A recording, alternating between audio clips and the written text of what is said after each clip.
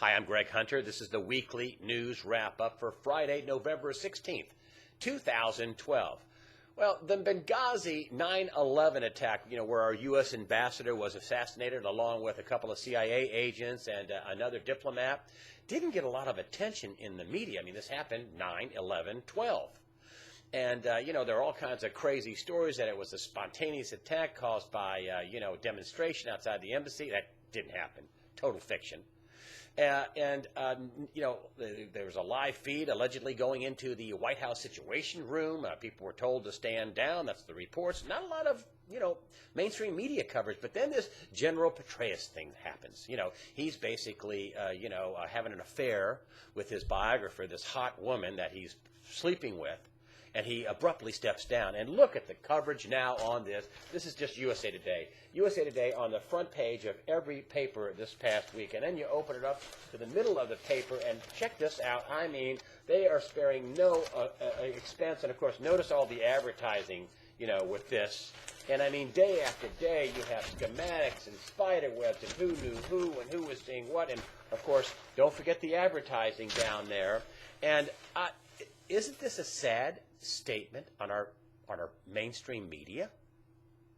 They don't really care. It's a big yawner that 4 Americans were killed, including an ambassador in a line of duty, and not a lot of introspection.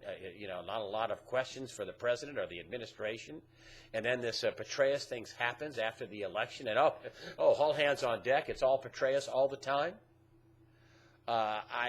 Was he having this held over his head, the affair in September, to get positive spin about this Benghazi attack? That's what Charles Krauthammer says, the syndicated columnist. Now, this is why this broke after the November election and not before. But who knows? I know one thing. 4 Americans are dead. We have a giant, gaping security problem abroad. And here's something else that's not talked about, and I keep hammering this. Listen, it was widely reported, and I have had this on my site here for months and months, widely reported that we were funding al-Qaeda in part. I mean, we even went so far as to get al-Qaeda leadership. We captured off the battlefield in Iraq, Afghanistan, fighting coalition forces, and dumped them in Libya. And we're surprised that there's an al-Qaeda presence in Libya? You don't hear much from that about the Republicans that are up in arms about the security breach, and you certainly don't hear anything about it from the liberal media. I mean, we funded al-Qaeda. We backed them in part to knock off Colonel Gaddafi in Libya. And nobody thinks that's a problem? What a mess. And speaking of a mess, Israel this week and Hamas are nearing all-out war. Hamas, of course, is located in the Gaza Strip, south of Israel, between Israel and Egypt. And, Israel is calling this Operation Pillar of Defense. And there have been thousands of rockets fired by Hamas from Gaza into Israel in the last half dozen years or so. And I think Israel maybe finally got sick and tired of that, and then they knocked off the top Hamas leader. Now, Hamas says that, what this has done is opened the gates of hell, and they have retaliated with more missile strikes. Now, Hamas is a puppet, or basically, a proxy of Iran's. And I wonder if Israel is getting ready to strike Iran, and the first thing they got to do is knock out their foes at their back door. That'd be Hamas. At any rate, it looks like things are heating up in the Middle East, and I think we are surely headed for some wider war in the Middle East.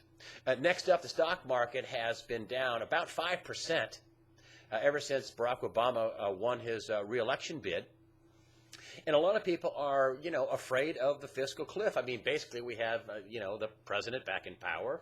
We have a democratically controlled Senate and a Republican-controlled House of Representatives. And just listening to the speeches with, President Obama and John Boehner, Speaker of the House, and Eric Cantor, on the Republican side, these guys don't look like they're headed towards a deal at all. They just don't sound like they are going to avoid this fiscal cliff, they say, which are automatic spending cuts and automatic tax increases after the first of the year. People like Peter Schiff say, hey, bring it on. We need the spending cuts, that's for sure. Of course, you're going to get the tax increases along with it, but, no matter what goes on, even if they strike a deal, there's going to have to be things cut and taxes raised.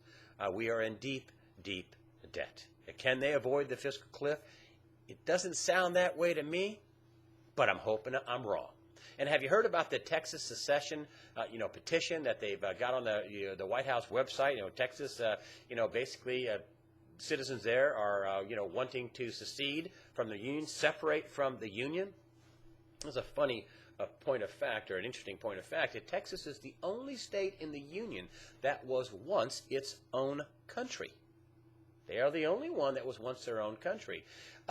Will this happen? Are other states going to follow suit? I don't know, but I'll tell you what this is a barometer of. It's a barometer of how some people in the country feel about how the federal government is running its affairs, and they want to separate themselves from the debt and from the wars and from the the NDAA and the increasing quote unquote police state, the TSA, and so the country. I've never seen the country more divided. Really, you'd think we'd reunite. We would unite after the election. But speaking of Texas, Ron Paul gave his last speech to the House of Representatives this week. He's had more than 24. He's had almost 24 years as a congressman. And let me read you one of his many quotes that he read. I thought this was most poignant. And he said, all branches of our government today are controlled by individuals who use their power to undermine liberty and enhance the welfare/warfare state and frequently their own wealth and power. Ron Paul, you will be missed. That's the way I see it. I'm Greg Hunter. Thank you for supporting USAWatchdog.com.